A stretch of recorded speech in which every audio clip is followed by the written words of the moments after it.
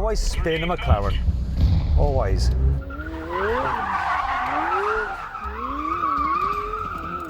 This is weird. This feels slower than a 720.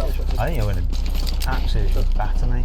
Is that supposed to be faster than the 720S though? I think so. It's got 750 horsepower. And the 720S has... Have a guess. Please in the name. 719. 720. I think it actually has more in reality, but we do have 100% fuel, which probably isn't the best, but oh well. Oh, the book of excuses.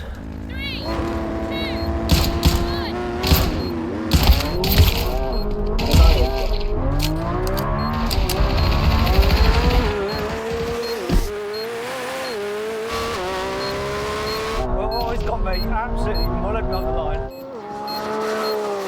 Put the power down, could you, Matthew? Nah, I've got no chance.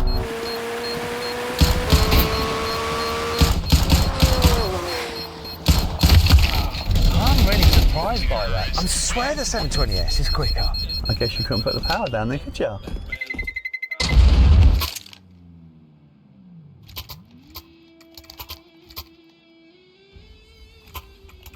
Hello Purple, hello Shine. What will win in a drag race between a Lamborghini Revuelto and... Okay then. I'm gonna run closer to it. Let's give it to them, boys. You think that's going to make a difference, yeah? You would try anything, Matt. I need every last bit of help and luck to do this. 3, 2, 1. Roll again. Deploying flashbang.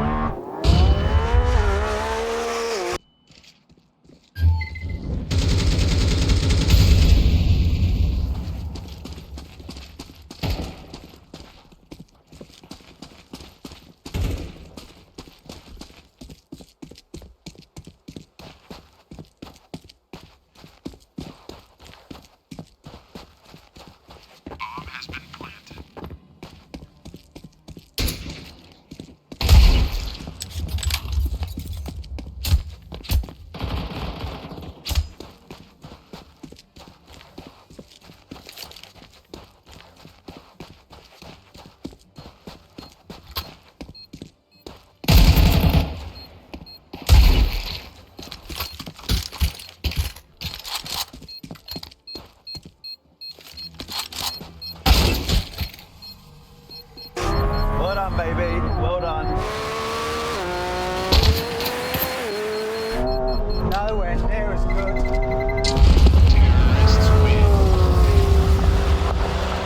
And I can see him in my mirror, which means he got dropped.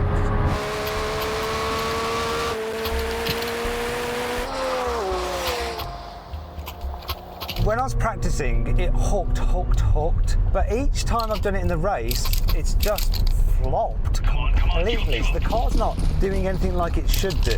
I'm going to be honest with you, when I saw you practice when I was turning round, it didn't pull at all. It looked like it had that, you know, like what Lambos usually have where it drops down, it looked really slow. 3 out of 5. I want the car to at least do a decent run, because it's off its pace. Deploying flashbang. Deploying flashbang.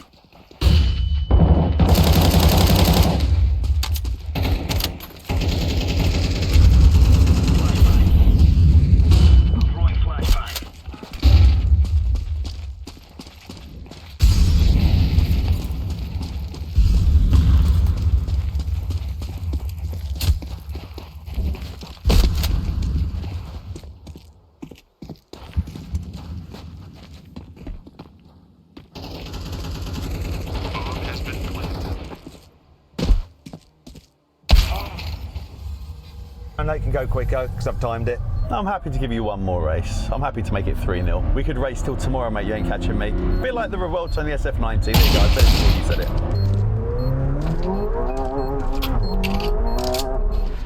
Like, really, he just thinks there's something wrong. He goes, you can't get it to... Hold it on the brake, right?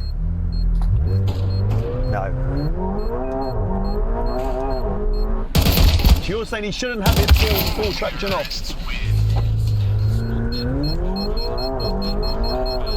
Matt, the owner reckons McLaren like that car without all the full traction off. So if you're running it with all the traction off, maybe change it slightly. Yeah, so I've done all different ones, and the best was with it off by a mile. 3, 2, 1.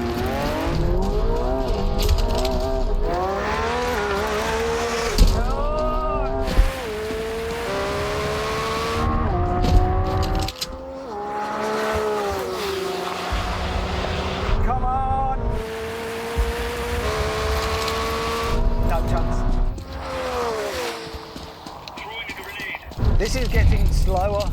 Actually getting slower. Let me just try one more on my own. Mate, it looks so slow. It seems like it's like, ooh, and then it goes. And even then, when it's going, it doesn't seem to go like the 720 did. Oh well. Rolling. He's launching it again. This guy just going back to back with the launches.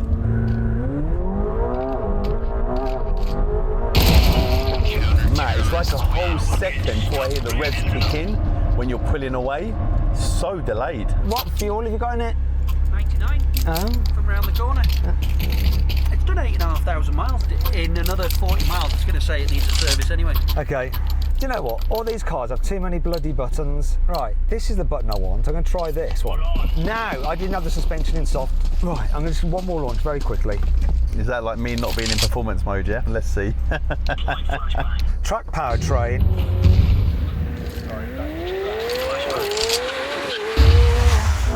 No different. So then, what exactly happened? Well, the Lamborghini won easily. It completed the standing quarter mile. Grenade out. Laying down.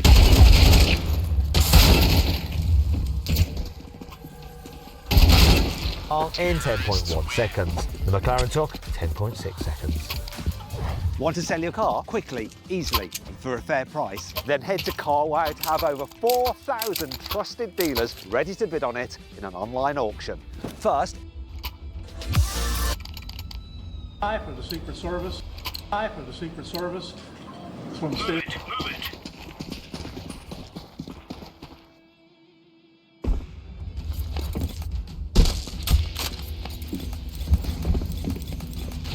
Throwing smoke. Throwing a grenade. Grenade out. Throwing flashbang.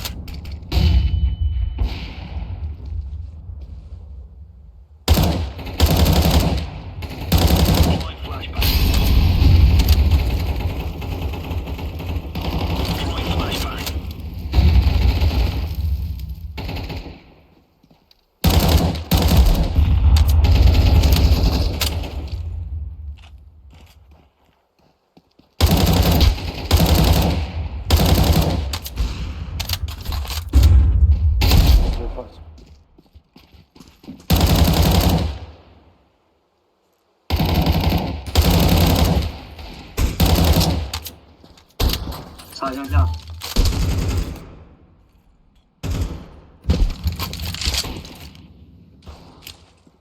Flashbang.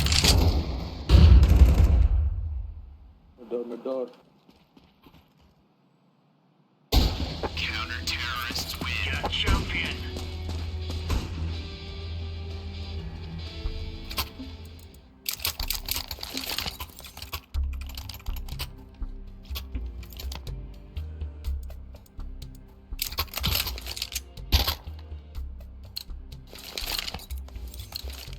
Go, go, go.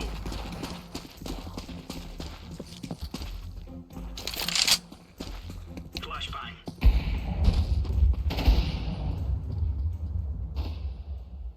Grenade.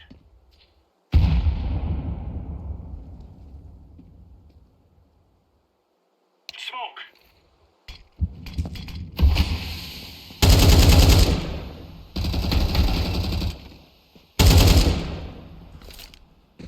Deploying flashbang.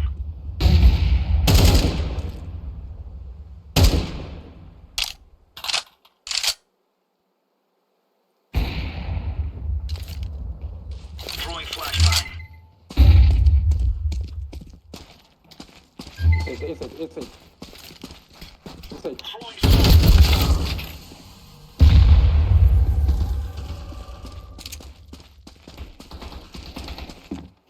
Throwing smoke.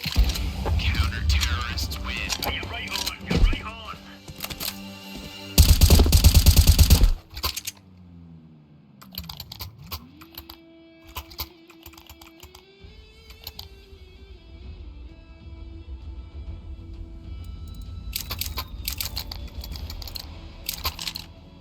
Let's make this right as rain.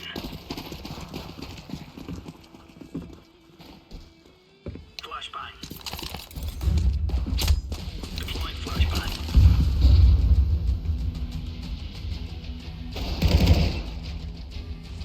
Throwing flashbang.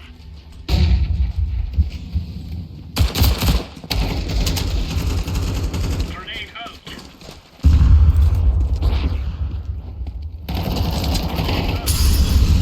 Deploying flashbang.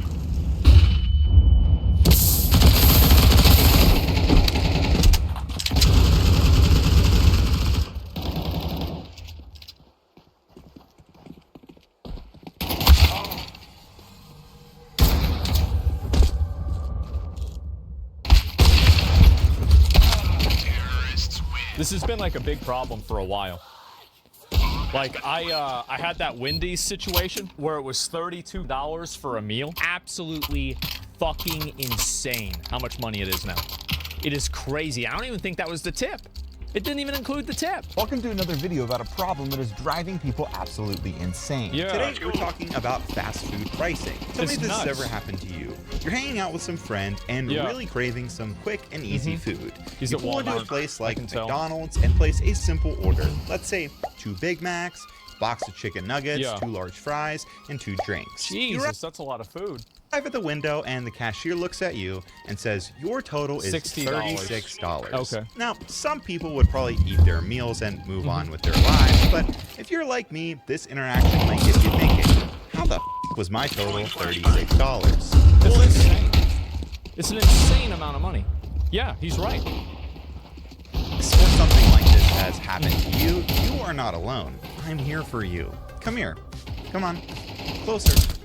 We can get through this together. Yeah. As Why a does it consumer, happen? you have the right to understand why your dollar doesn't stretch as far as it Try the $200 value menu. 0% interest financing for 36. Oh my God.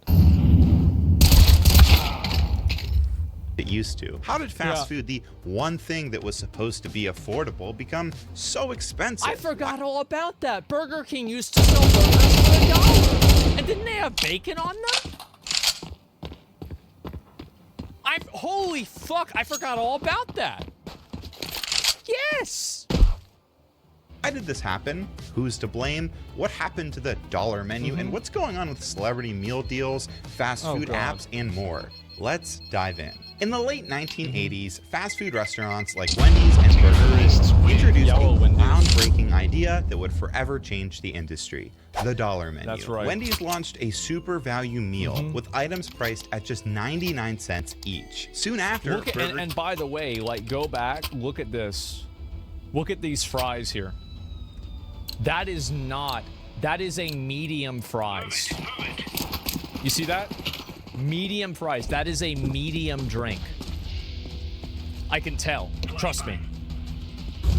Each. Soon after, this is Burger King $30 followed with the 99-cent Great Taste menu, where you could get a Whopper for, no joke, 99 cents. The strategy was simple: give customers more for less. Imagine it allowed that. people to enjoy a variety of foods. Yeah, you would say getting like Biggie sizing your food at Wendy's, because it was like super sizing, and they had like their own version of it. This is from like the 90s. They got rid of it. Without breaking the bank, the concept was a hit. By 2002, McDonald's introduced its own game-changing dollar menu, featuring items like the McChicken and the McValue fries, both for just the fucking McDouble. The McDouble. I'm talking about like a double cheeseburger with onions, with ketchup, with lettuce and tomato. And I don't get lettuce. I think it had onions and pickles on it. It was insane. For $1, you got a double cheeseburger. Each. Think about that. With just a few dollars, you could eat like a king. Yeah. But as the years progressed, things changed. Dollar menus became value menus. Whoppers was definitely no Now longer. they don't even have value menus. Like, I feel like the fast food restaurants now have just like, they've basically gone into their villain phase. They're like, yeah, we don't have value menus. You know that. We know that. Everybody knows that. We deleted the value. There are no more value.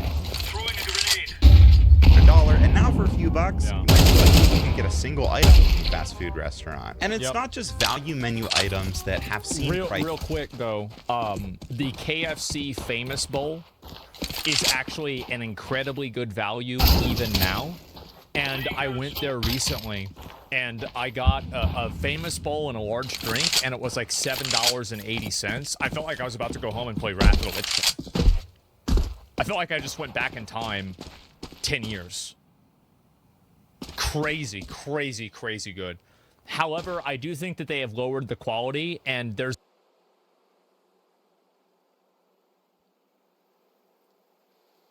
Incendiary out.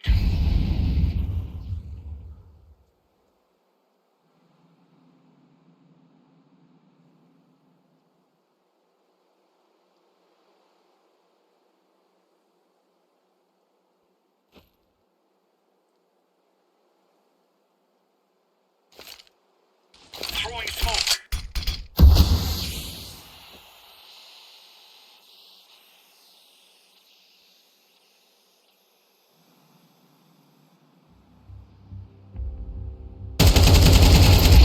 Counter-terrorist win. That's a piece of cake, Celeste.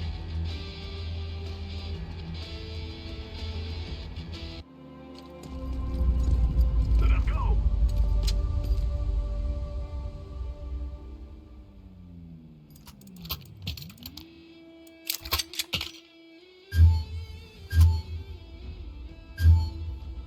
Yes. Forward.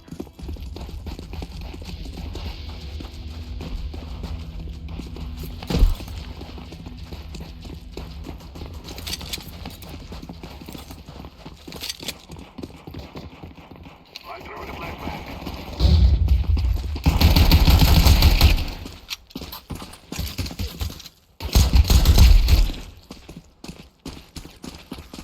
Smoke!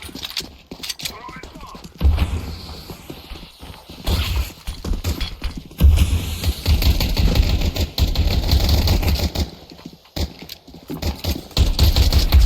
Terrorists win. We will dance on your grave.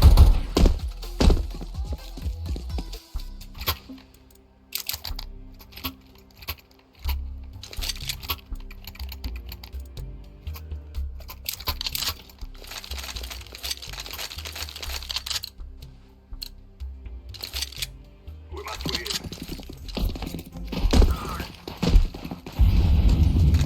Flashback. Flashback.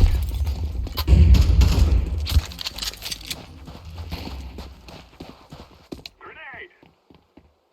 Throw in a flashbang.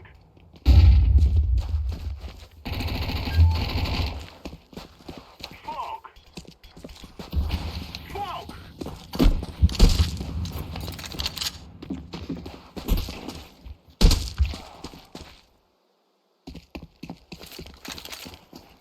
I'm throwing a flashback.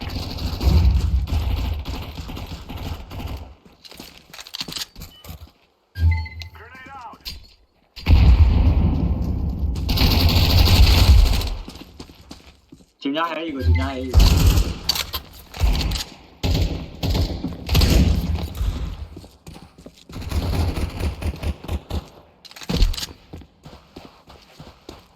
I'm throwing a grenade. I'm planting the bomb.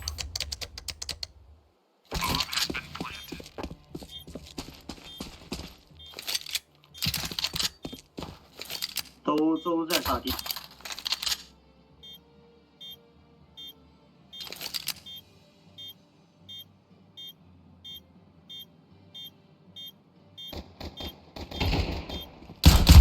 Terrorists win. You will cry like bandits before you die.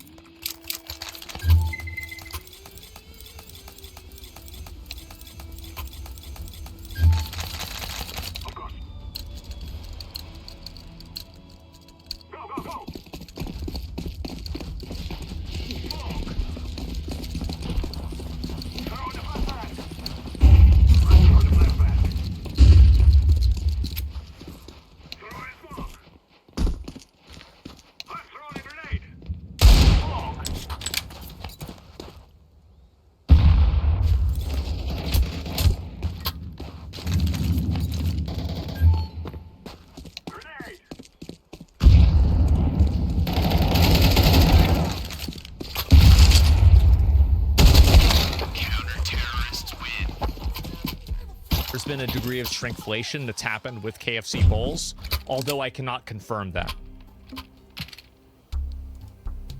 Increases. Fast food prices overall have surged This dramatically. horseshit. Popeyes, 86%. Especially in recent McDonald's. years. According to the Consumer Price Index, fast food prices has nearly risen 28% from 2019 to 2023. Specifically, McDonald's has increased its prices by more than 100% over the past decade, which is Disgusting. 3 times the rate of inflation. And it's not just a Insane. few fast food places. Popeyes, Arby's, and even Burger King have raised prices beyond the point of inflation. If you really want to see It's nuts. Like, I mean, like, I'm trying to think, like, where did I guess, like, so, yeah, yesterday my dad and I, we ate out, and it was $28. And we had a sit-down meal, and we were waited on, and we went to this place. I got a chicken fried steak, mashed potatoes, like, he got a fish, and it was $28 fucking dollars. That is such a good deal for a sit-down restaurant.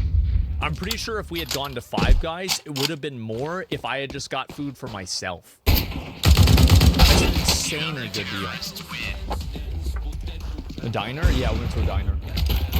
a big difference? Take a look at this menu from McDonald's in 1999 and compare it to the current menu. What a dick. Look at this. It's insane. We are now at the Bro, point... they just put a 1 in front of everything.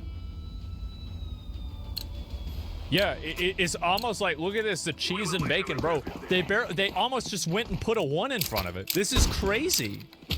Where prices have increased so much that nearly 80% of Americans say fast food is now a luxury because it's so expensive. That's right, a luxury. You heard it first here. If your significant other takes you out on a date to get fast food, that counts as a luxurious dining experience. Now sure, it's common for the prices of consumer goods to increase over time. I feel like, by the way, if you ever have like a girl, you take her out on a date, it's always good for the first date to take her to somewhere like Taco Bell. Because if she's gonna get prissy and mad about that, then she's just gonna be a bitch that's gonna cause you a bunch of problems all the time. There's gonna always be something wrong. So like, yeah, just take her to Taco Bell or something like that. And if this is a problem, this is the, trust me, like, just get out. Yep, get out right then. Nope. If any, you're not too good for Taco Bell. Nobody is.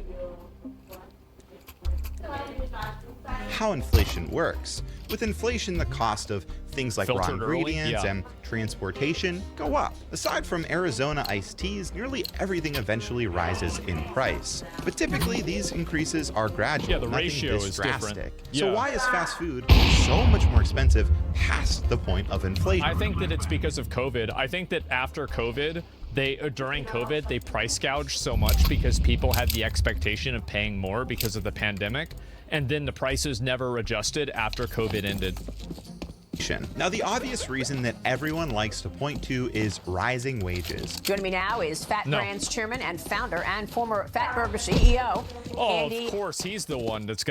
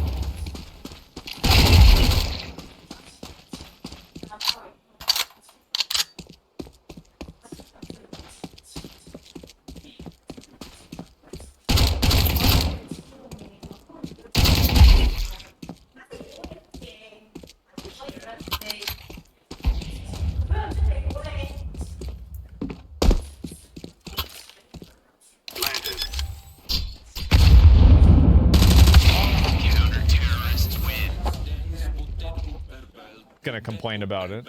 He's the fucking CEO.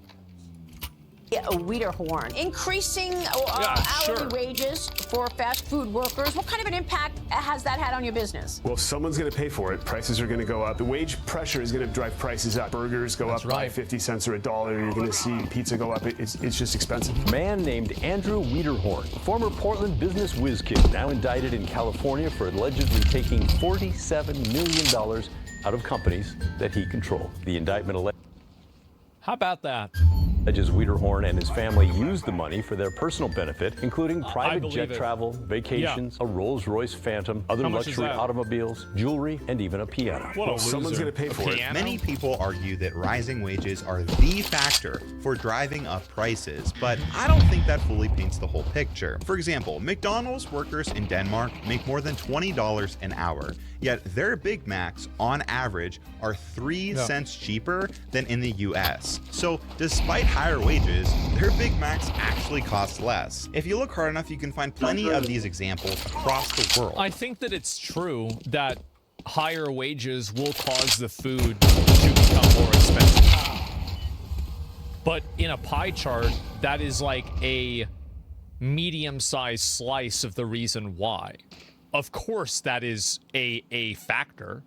Obviously, if you have to pay people more money, you're going to have to increase your prices. Duh.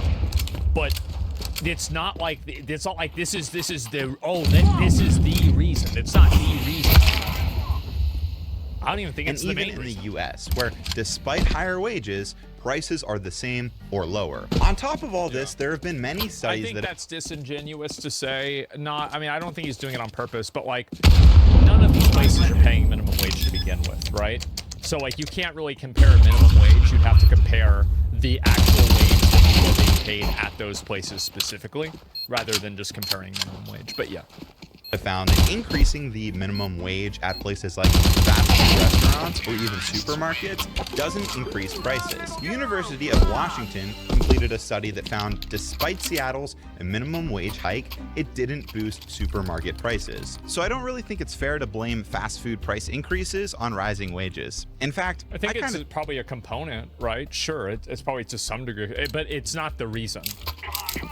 I think that's a cop-out. Fast food pricing isn't limited to one variable. Multiple things have impacted pricing over the last 5 years. And I feel like I'm going crazy here because almost no one is talking about the other more significant parts of this puzzle. Like companies running inefficiently, businesses blowing money on ludicrous things, and massive corporate leadership failure. For example, in 2019, Chris Kazemski became CEO of McDonald's. Unlike many of his predecessors who rose through the company ranks, Chris spent most of his career outside of McDonald's. See, bro, like, he didn't grow up. He didn't grow up in the trenches. So yeah, of course he's fucking up McDonald's. He doesn't understand it. Yeah, outside hires. Yeah, like what the fuck? With roles at Procter & Gamble and PepsiCo before joining in 2015. This background is quite unconventional. He was even working with the enemy, with PepsiCo. They made Taco Bell so they could sell Pepsis. Fuck this. Yeah, this guy, no wonder McDonald's sucks now. McDonald's, where leadership He's a double often agent. comes from Yeah. within. Typically, McDonald's CEOs have been individuals with a strong understanding of the company's vast network of franchisees, who are essentially individual business owners running their own operations under the McDonald's brand. When Chris took over in 2019, it stirred up controversy. He implemented major changes, including large-scale corporate rebranding and store renovations, which demanded huge fucking mistake, by the way. Going to McDonald's used to be like going to Chuck E. Cheese Light. Now going to McDonald's is like going to prison. Significant capital. These changes, driven by the goal of boosting profits and strengthening the company's position for shareholders, led to the rising costs we started to see then and continue to see today. But where is this money going? What even is McDonald's and these fast food companies investing in? What is costing companies so much that they need to increase their prices? What is it? Let me introduce you to advertising. The chief marketing officer of Taco Bell. Oh my god, bro. They did this is one of the dumbest fucking things I've ever seen in my entire life. Taco Bell went and they had like an event. All they needed to do was just get Snoop Dogg, Seth Rogen,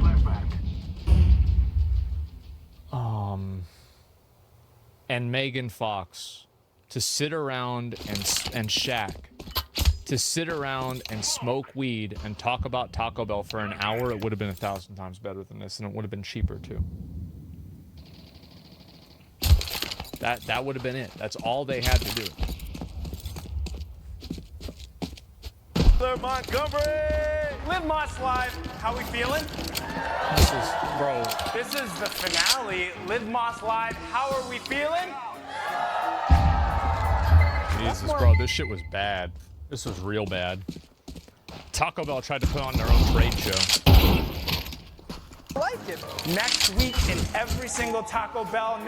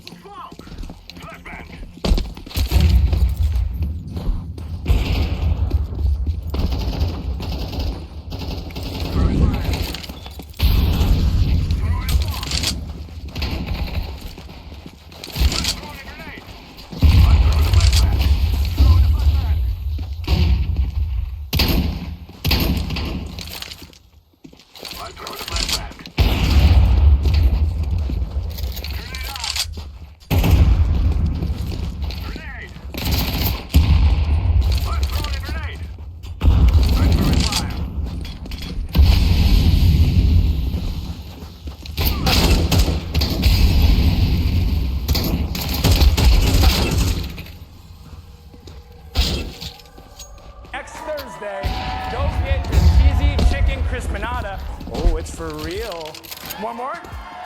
Behold the Crunchwrap. That is a Cheez-It inside. 16 times the size of a regular Cheez-It. I present to you the Cheez-It Crunchwrap. I bet I go to Taco Bell right now. I order that. It's not going to look that way.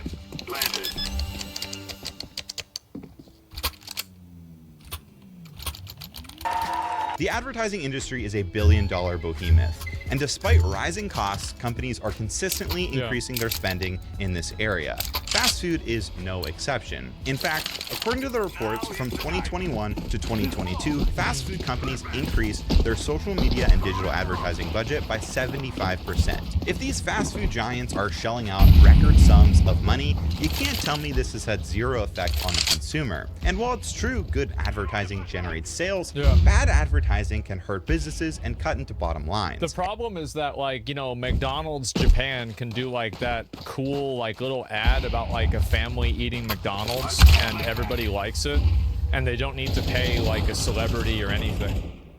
Like, you don't need to do that. Like, the problem is that, and I think this is a big issue that a lot of companies have, is that a lot of companies have a big budget, and so like there's been like studies that have been shown that the more time that you give somebody to finish a process or a project, it will make the project take longer. And like obviously there's like a degree of elasticity there, right? Or like variance there. But I think that what happens is that these marketing budgets get bigger because they look at every dollar spent on marketing is multiplied by, you know, 0.2, right? And so it's like you spend $1 on marketing, you get $1.20 back. So you want to put as much money into marketing as possible because you're going to make as much money as possible back. And that's just not how it works. And I think also like a lot of corporate marketing is just very bad nowadays. I'm going to be totally honest. Like there's not, like you see a couple of like really, really great advertisements, but I think the majority of marketing, like the whole idea and like art of guerrilla marketing and being able to like look at things from like a more creative perspective. It's basically like being in marketing, a lot of it is being creative. And I think that a lot of the people that are doing these marketing campaigns are just simply not creative. They're not creative. They're not good at selling. They're not good at figuring out what consumers want. How can we convince them that this is what they want? They're just trying, they're trying to, Super Bowl ads have been bad. Well, like, let's say the Super Bowl ad is good. Okay, well, what about the rest of the year?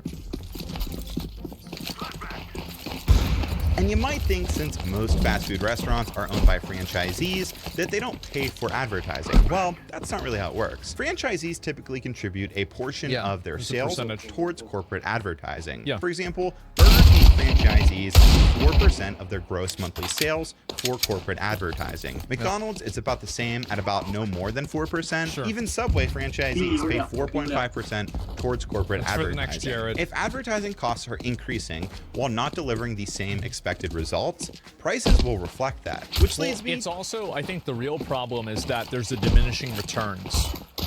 So like, if you spend $10 million on advertising, you're gonna get a return of like, let's say 2x, right? But if you spend 20 million, you'll get a return of 1.8, right? Or if you spend 50 million, you'll get a return of 1.3. So like, it goes down the more that you advertise because you stop hitting new customers and you stop hitting people that will take action on an ad. It's like after you've already seen an ad 30 times, you've probably decided whether you're going to act on this ad or not. And there's the problem. There's a diminishing return. Yeah, obviously. Like a really great example for this is like, I mean, obviously, I know this because I sell things, right? I've always sold things, but now I do it at scale. And I see sales graphs, and there is a huge DR. It happens every time, and it's natural and normal. To this guy. Can Travis we talk Scott. about how dumb fast food celebrity meal deals are? From Travis Scott to BTS to Cardi B and J Balvin. The cost of these celebrity endorsements are undoubtedly affecting the average consumer. Don't believe me? Travis Scott admitted in a Forbes 30 Under 30 that he was paid $20 million for his McDonald's special meal endorsement. $20 million. That's actually more than... Well, that's probably good because then he can pay all the legal fees for the Astro World thing. Yeah, he needed that. And what the McDonald's CEO and chairman makes, which is $19.2 million a year. What's fascinating about these sponsored celebrity meals is this is a recent thing. McDonald's never used to do this. Before 2020, they only ever had one major celebrity combo meal, and it was back in 1992